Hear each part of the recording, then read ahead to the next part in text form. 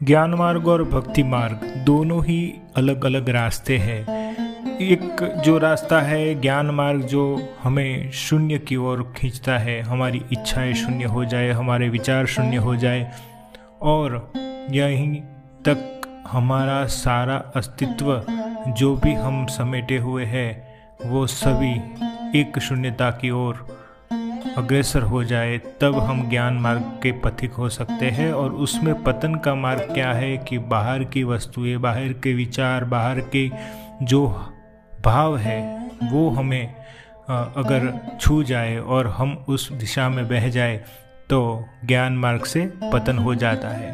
तो इसीलिए ज्ञान मार्ग जो है, जो निराकार की साधना है, वो कठिन है।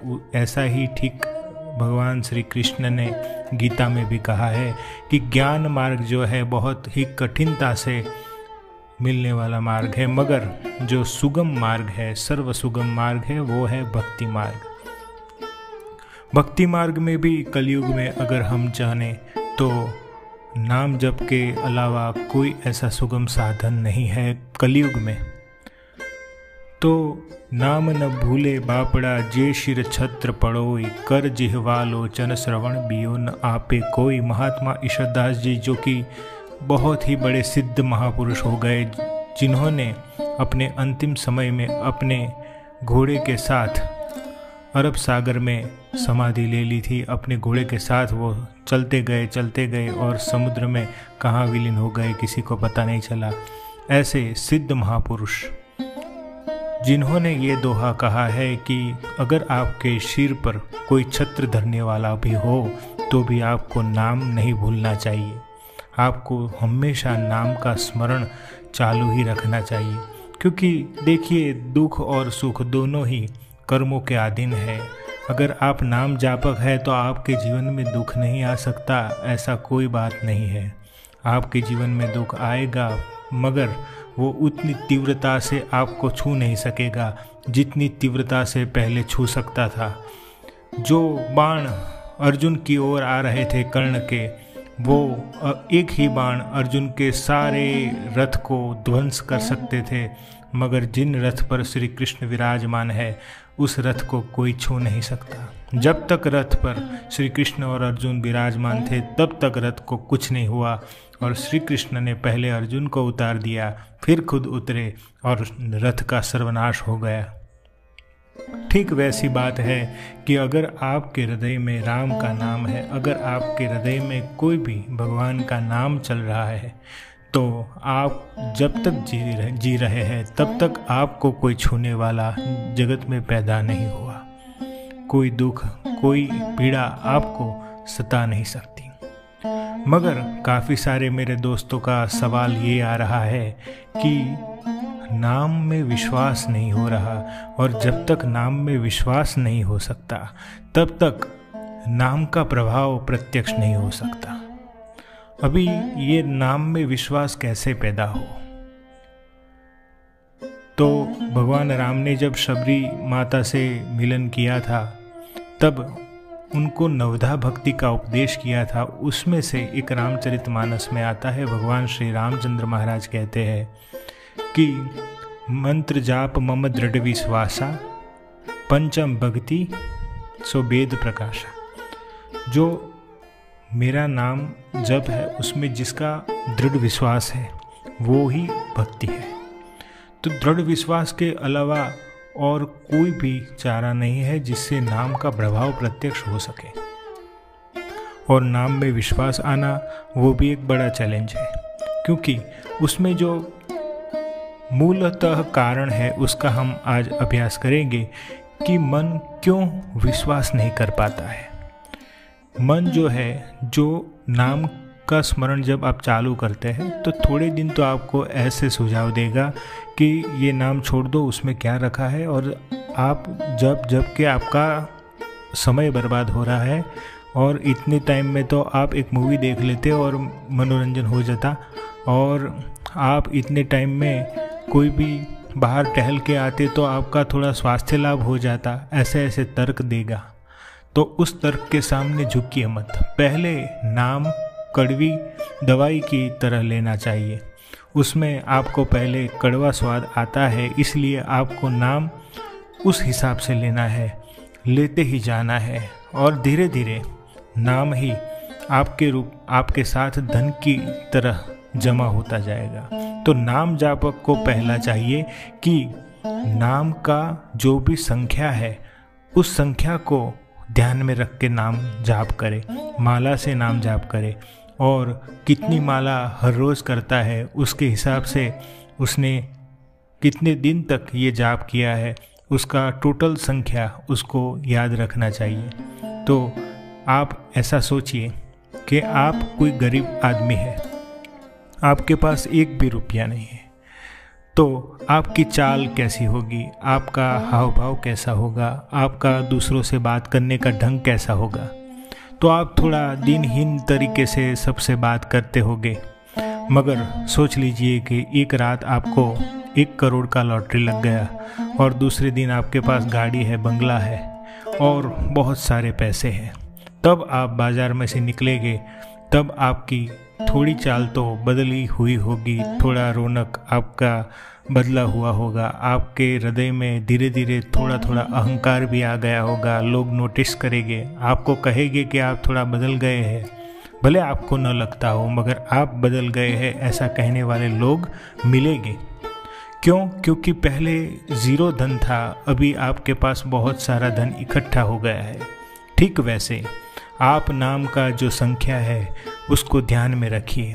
जैसे जैसे आपका नाम का जो धन है, नाम रूपी धन जैसे जैसे आपके पास जमा होता जाएगा, आपको पता होगा कि आज एक साल पूरा हुआ और मैंने अभी तक 2 लाख जितने जाप पूर्ण कर चुका हूँ, फिर 5 लाख, फिर 10 लाख, फिर 15 लाख। ऐसे आपके पास जो नाम का जो धन है, जो पूंजी है, वो आपके पास जमा होता जाएगा। ठीक वैसे वैसे आपको भी ऑटोमेटिक तरीके से उसका प्रभाव प्रत्यक्ष होता जाएगा। और नाम में जो प्रत्यक्ष प्रभाव है वो है विश्वास आना। आपके जीवन में इन दौरान कितनी सारी घटनाएं घटित हो चुकी होगी और उसमें जब आप बाहर आए होंगे तब आपको धीरे धीरे नाम में प्रभाव, जो नाम का प्रभाव है उस पर विश्वास आना शुरू हो गया होगा। क्योंकि ये नाम जो है वो ही आपको नाम में विश्वास लगाता है। तो जैसे जैसे आपकी जो जमा पूंजी है वो बढ़ती जाएगी, ठीक वैसे वैसे आपको विश्वास आता रहेगा। अभी नाम कैसे जपना चाहिए? भगवान श्री रामचंद्र जी कहते हैं कि सरल स्वभाव न मन कुटिलाई, कोई मन में कुटिलता ना हो और सरल स्वभाव जिसका हो वो ही एक भक्ति है। तो जैसे ही आप नाम जप करते हैं तो कोई ट्रिक नहीं आजमानी है कि ये ट्रिक से अगर करूँगा तो ये होगा, ये ट्रिक से करूँगा ये होगा। कहते हैं कि कोई चींटी के पाँव में घुंघरू बजता है तो भी वो सुनता है। इस विश्वास को धारण करते हुए आप जो भी नाम जप रहे दिनहीन भाव से जपिए कि प्रभु मुझे तो आपके नाम जपने के सिवाय और कोई अनुभूति नहीं है। प्रभु मैं तो इतना दीन हूँ कि मेरे पास ये ऐसे कोई पुण्य या कर्म भी नहीं है जिसके बलबूते पर मैं आपके दर्शन पा सकूँ। मगर हे प्रभु, मैंने कहीं से सुना है कि आपका नाम जपने से आपकी प्राप्ति हो रही है, इसीलिए मैं आपका नाम जपता हूँ। मुझे पता भी नहीं आप कैसे मुझे दर्शन दोगे और मेरा इतना सामर्थ्य है कि नहीं कि मैं आपके दर्शन कर सकूँ। तो भी हे भगवान, मैं आपका नाम इसलिए जप रहा हूँ क्योंकि आप सचराचर जगत के स्वामी हैं और मैं इस जगत का एक अंश हूँ। हे प्रभु, आपने सर्व को धारण किया हुआ है, मुझको भी धारण किया हुआ है। बस मुझको अपना लीजिए, मुझे अपनी अनुभूति दीजिए, मुझे आपकी भक्ति दीजिए और मुझे नाम का ऐसा प्रकाश दीजिए कि उस प्रकाश में मैं आपको अनुभव कर सकूं, मैं आपको देख सकूं या मैं आपको सुन सकूं, मैं आपको ऐसे देख सकूं, सुन सकूं जैसे श्री हनुमान जी आपको देखते हैं। मेरे हृदय में आपकी ऐसी भक्ति विराजमान हो जाए जैसी भगवान शिव जी के हृदय में है। तो ऐसी सब प्रार्थना करते हुए धीरे धीरे जब आपका जब बढ़ता जाएगा 15 लाख 20 लाख, तब आपके हृदय में एक तत्परता और छटपटाहट शुरू होगी, और वो ही छटपटाहट जो है वो ही आपको ईश्वर की ओर अग्रसर कर देगी। और जो जिस लेवल की जो चाहिए, हमें भूख चाहिए, जो परम इच्छा चाहिए, जिसे हम उस परम तत्व को प्राप्त कर सकते हैं। जैसे कि श्री रामकृष्ण परमहंस जी हैं, उन्होंने काली माता के दर्शन के लिए इतना रोए कि वो रोते रोते बेहोश हो गए, और उस बेहोशी में से जागे, फिर बेहोश हो गए। और फिर जो दूसरी बात जो उन्होंने सोची वो मैं इस वीडियो में कह नहीं सकता, मगर इतनी उत्कंठा लालसा उनके हृदय में हो गई, और फिर एक क्षण ऐसा आया कि पूरा श्वेत प्रकाश उनको घेरे हुआ था। उन्होंने देखा कि तरंगे, बहुत सी श्वेत तरंगे उनकी ओर बढ़ रही है, और सारे दृश्य विलीन हो गए, और उन्होंने वो ममतामयी माँ के दर्शन किए। और ऐसी जो भक्ति है, ऐसी लालसा, ऐसी उत्कंठा, वो प्राप्त करनी भी मन की एक लेवल की बात है। वो लेवल तब तक नहीं आता जब तक कोई गुरु कृपा ना हो जाए, और गुरु कृपा भी ऐसे ही नहीं हो सकती। कितने ही सारे जन्मों के जप पुण्य एक साथ प्रकट होते हैं, तब कोई गुरु, जैसे स्वामी विवेकानंद जी को श्री रामकृष्ण परमहंस जी ने एक पग के उनके चरण कमल के स्पर्श से, उनकी छाती में जो चरण कमल का स्पर्श किया और उनको ज्ञान हो गया, तो आप सोचते होंगे कि ऐसा कोई गुरु मिल जाए तो इजीली हमको सब कुछ मिल जाए। ऐसा नहीं है। स्वामी विवेकानंद के पूर्व जन्मों के कितने भी सारी साधनाएं, कितने सारा उनका जप या भक्ति होगी, जिसके पुण्य प्रभाव से उनको ये अवसर मिला। तो सिद्ध गुरु जो होते हैं वो पहले भक्त का एक जन्म नहीं देखते, उसके सारे जन्म देख लेते हैं। और हमें उस स्टेज तक पहुंचने के लिए अभी से यात्रा करनी है। तो काफ़ी सारे दोस्त ऐसा विचार रखते हैं कि मेरे 2 साल हो गए, 3 साल हो गए जब का, मगर कोई प्रभाव प्रत्यक्ष नहीं हो रहा। तो आपको ऐसा संकल्प करना है कि मैं तो यही नाम जपूंगा, मुझे कोई अनुभव हो या न हो, मुझे मेरे भगवान की भक्ति करनी है। और मैं जब तक श्वास मेरे शरीर में श्वास है, जब तक मेरे शरीर में प्राण है, तब तक मैं यही नाम का जाप करूंगा।